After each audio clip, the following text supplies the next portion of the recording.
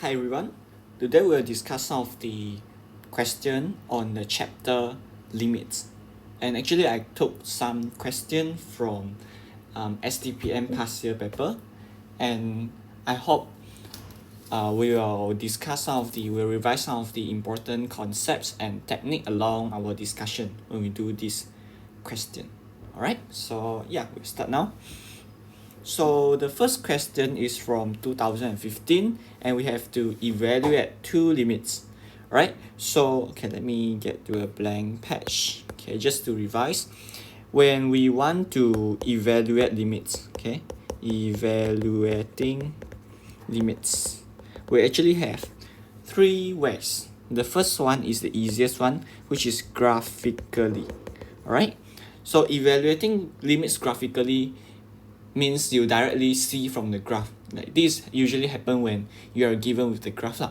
Alright, so like for example, if I want to find the limit when x approach c of fx, okay, fx, and I'm given the graph of y equals to fx, okay, then I just go ahead and look for my c on the x-axis. Then I got this value equals to L. Okay, then I said that this limit is equals to L. So evaluating limits is not graphically, it's not only for a constant, it can also be infinity. Like for example, for this kind of graph, okay, let's say like this and like this, okay, and my c is here.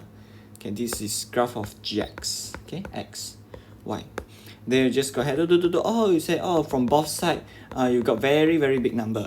So the limit when x approach c of this function gx is equals to positive infinity. Okay, and if you are given a graph, then sometimes you have a function, you have a graph with a hole inside, isn't it? Okay, you have something like this, right? Then yeah, you see, then you just go ahead, oh, it's equals to this, maybe a k, okay, this hash x. Even though, okay, even though your your h of c maybe is undefined, but the limit, actually you see here, the limit from the left means you look from here, and the limit from the right actually the same, isn't it? I think we'll have one question discussing about one-sided limit, so I'll leave discussion to that question.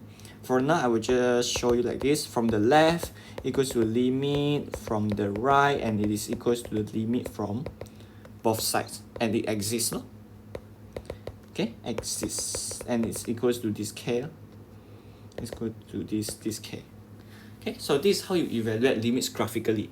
But 99% of the time, at advanced level, it will not be so easy lah. That you have to do, usually you do algebraically. Okay, so second method is analytically. Okay, this is a little bit more work. Okay, so as I said, okay, let's say we take this example, hx. So if we want to evaluate limits analytically, and let's say this is not c, this is maybe a 2, let's say, then you just plug in your value for from the left and from the right. From the left means you plug in hash of 1.9999999 and see what value you get. Then you plug in the values from the right, hash of 2.0000001, and see what value you get, and see whether they are the same. Okay, then you draw a conclusion from here. So this is how you evaluate limits analytically. And actually the concept is you approach from the left and from the right. But it is if the function is very complicated, sometimes it's very hard for you to press a calculator, isn't it? You may miss out 1 0 or you miss out 1 9, because it has to be the same for all the x that you start into. So usually people won't do that because this is just maybe for you to check your answer. Okay, and the third way, okay, I'm running out of space, is algebraically. This is the most common approach to limits, to evaluating limits. Okay, then for algebraically, we actually have 5 methods. Let me go to a new page. Okay, so evaluating limits algebraically. Algebraically means you do all kinds of mathematical manipulation, right? So the first method is the easiest one, which is direct substitution. Means you directly plug in the value into the function and compute the value. Okay, so actually this is derived from the direct substitution properties of limits. Okay, but 99% of the time at advanced level, you will not see this kind of question. You usually cannot direct sub. Why? Because your result in maybe x minus c, you sub in c, then you get a over 0 at the denominator. And I think both of the question today in this 2015 are like that. Alright, so it will not be so nice. Maybe in SPM you will see this kind of question, but at advanced level, very rare for you to see direct substitution limits question. Alright, then the second method is eliminating zero factor. Okay, eliminating zero factor, and this is actually what is very common when we deal with polynomial rational function. Okay, so the idea of eliminating zero factor is very simple, because we said that it cannot be over 0, isn't it? It cannot be over 0, if not it will be undefined, and sometimes it's really undefined, but if the question really wants you to eliminate zero factor, usually, okay, the idea is like this. Usually you are able to convert the graph with a hole, okay, into a graph that look exactly the same but with no hole when x is this certain c value. Okay, so this is the idea of eliminating zero factor. Okay, so for example, let's say you have fx equals to something x squared minus x at the bottom. So you know that your x can't take what? Can't take 1, isn't it? Can't take 1. Okay, and maybe on top is maybe x squared plus x minus 2. Let me check. 1, negative 2. Okay, so you know that for this function f, when f equals to 1, it is actually undefined, isn't it? But what about the limit when x approach 1? These two exist, you know, because you see from the right and from the left and from the right, they are actually the same. Therefore, it is unique and the limit exists. But how do we compute that? We convert into the graph that look exactly the same. It must be exactly the same, yeah? Okay, so you see what you can do here is actually, let's say I use gx. Okay, maybe I use blue color. Gx, yeah, equals to, I told you this is x minus 1, isn't it? So x cannot take 1. And on top, what you can do is x minus 1, x plus 2. Just try to factor it. And you see very conveniently, this and that can cancel. So you'll just get a x plus 2 over x. Okay, and now you can just sub in your 1. You can use the direct substitution properties. Sub in the 1 plus 2 over 1. You will just get a very nice number, isn't it? You will not get over 0. Okay, then you just go ahead and find this value. Then the third method is what we call as rationalize. Rationalize. Okay, this also works in polynomial function. Okay, polynomial function, and it is sometimes very useful in trigonometric function limits. Okay, so you use rationalize when you see a lot of this kind of square root lah, surd lah. Okay, so the idea is you usually multiply. The idea behind rationalize is you multiply by conjugates. Okay, so for example, if you have I think we'll use this method for question number B here. Okay, we'll use for B. Multiply by conjugate. Okay. Okay, so the idea is because I want to use a difference of square formula. This is actually a plus b, a minus b, isn't it? So since now you know that one of them is got a lot of square root. So square root, okay, let's say your a is square root of maybe 4. No, square root, okay, a is square root of 5. Then after I convert into a square minus b square, I will just have a square equals to 5. I can get rid of a lot of square root here. Like if, for example, if you have x inside, it will just be x. Okay, so that it's easier for you to compute. Then the next one, let's say, okay, the next one is more specific, which is using the special trigonometric limits, which is the limit when x approach 0. Okay, usually we don't use x, we use theta, approach 0 of sine theta over theta is equals to 1. And this theta you can replace with anything, okay, as long as the sine, the angle inside theta and the denominator are the same, then you can set that it's equals to 1. And actually from here you can derive a lot of things. You can derive another trigonometric limit which involves cos, and also from here we derive the derivative of sine x. Okay, but this is more specific, not every time we can use. And if we happen to find some question that we have to use, then I will explain it further, right? Then the last method, okay, this is more advanced, like it's actually called L'Hopital's rule. Okay, L'Hopital's rule is very useful. It's super useful. So the if you want to use L'Hopital's rule, you usually have a rational function, okay, fx over gx. This is the first condition. This is the first condition that you have to fulfill. And even if it is only fx, you kind of divide by something, try to make it into a quotient, a rational function. Okay, so L'Hopital's rule is the first condition. The second condition is this, because when you express it into a rational function, if it is 0 over 0 or infinity over infinity, then you can use L'Hopital's rule. So these are the two conditions that you must fulfill before you use L'Hopital's rule. So what is L'Hopital's rule about?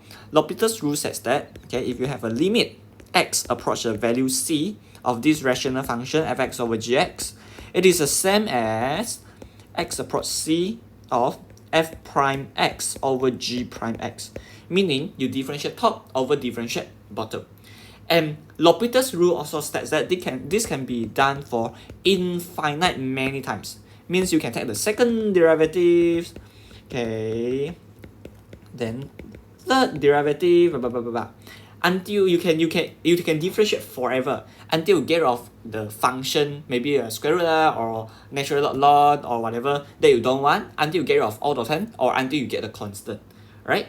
But when you use L'Hopital's rule, you have to be very careful, because it can only be done if it is 0 over 0 or infinity over infinity. These are the passport to use L'Hopital's rule. If it is not 0 over 0, infinity over infinity, you can't use L'Hopital's rule, right? And okay, talking about this, since we are on this L'Hopital's rule, okay, I will just list down here for the 7 indeterminate form. This indeterminate means it's not only undefined, it is like not enough information for us to compute a value, right? So for the 7 indeterminate form family, we have 0 over 0, infinity over infinity, 0 to the power 0, infinity to the power 0, 0 times infinity, infinity minus infinity, and 1 to the infinity. Okay, so for these two, yeah, you can use L'Hopital's rule. But if you encounter these 1, 2, 3, 4, 5, you have to somehow make it into 0 over 0 or infinity over infinity before you use L'Hopital's rule. Okay, and this L'Hopital's rule is very important dealing with infinite limits. Okay, when you come to the chapter infinite series, you will see a lot of limit of x approach infinity. Okay, this is when you make use of this L'Hopital's rule to make your limits easier to compute.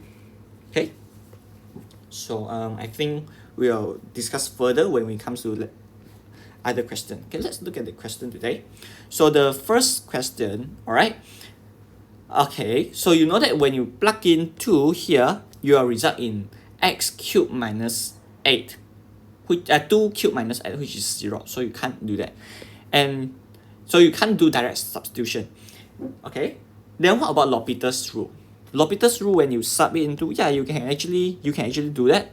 You can actually do that because it is 0 over 0, right? Okay, so but I think I will show you using eliminating zero factor, and I will use L'Hopital's to check my answer. Okay, so eliminating zero factor, why I say so? Because it's easier to do in this case. Why? Because if you look at this is actually difference of cube, isn't it? Okay, a cube minus b cube, and you do have a formula for that. A minus b, a square plus ab plus b square. How you remember? Same sign, then different sign, always positive. Okay, then how about sum of cube? A cube plus b cube is a plus b, a square minus ab plus b square. You see? Same sign, different sign, always positive. Okay, let me get rid of this. So from here, and you know that conveniently you can do something cancel off, right? Okay, let me write it down for you. Limit x approach to 6x minus 2 over a minus b, a square plus ab, okay, sorry, ab plus b square. And conveniently, this and that can cancel, and you can plug in your values. You will not get a 0 anymore. So it will just be 6 over 4 plus 4 plus 4, which is 6 over 12, and it is 1 over 2. Sorry, 1 over 2. Finish. Okay. Then for question B, okay, but before that, let's use L'Hopital's rule to check, okay? So limit when x approach 2 of, this one I expand first lah, over x cubed minus x by L'Hopital's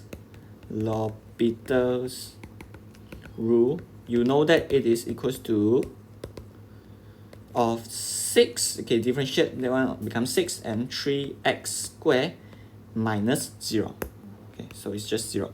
And you can just sub in, you can actually sub in your, what's that, your x now, isn't it? It is 6 over 3 times 2 squared, which is 6 over 3 times 4, 6 over 12. Yeah, you see, you get the same result. And actually, you know what? You can differentiate this again. By L'Hopital's rule, I said that you can differentiate for infinite many times, right? So if you continue to differentiate here, you'll get 0 over 2 times 3 is, wait, okay, so sorry. You should end here. You should end here. Okay, my bad. Because if you go and differentiate, you get a 0 on top already, which is not so nice to do later. Okay, let's look at number B. Okay, limit when x approach 8, x minus 8 over square root 6 minus square root x minus 2. Okay, so obviously you will do what? Rationalize, isn't it? Because you want to get rid of the square root.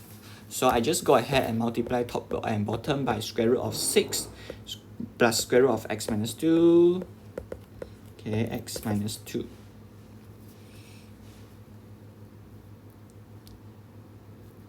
Okay, then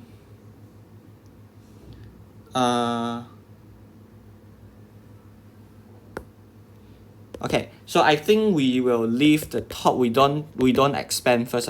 And usually we don't waste time expand, because usually we can, what's that, cancel out some of the terms conveniently with something at the bottom, right?